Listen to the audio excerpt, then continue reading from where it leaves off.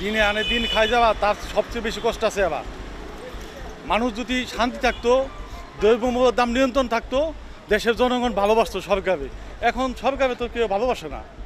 তার ঘটনা কি, দ্রব্যমূল্যের দাম নিয়ন্ত্রণ নাই, কোনো কিছুই নিয়ন্ত্রণ নাই। ব্যবসা বাণিজ্য যারা করে তাকেও শান্তি নাই, সাধারণ দিন মজুর তাকেও শান্তি নাই। নেট নাই, আমরা কারোর সাথে যোগাযোগ করতে পারতেছি না, বাজারে যাইতে পারতেছি না, বাচ্চারা স্কুলে যাইতে পারতেছে না, পোলাপানের এই অবস্থা। ঘর থেকে বের হইতে পারতেছি না, বের হইলে দৌড়ে নিয়ে যেতেছে, পুলিশের সামনে ভর্তি হইতেছে, পুলিশে দৌড়াইতেছে। এইদিকে সেনাবাহিনী, ওইদিকে সেনাবাহিনী, কোনো দিকে তো যাইতে পারতেছে না পোলাবাহিনী।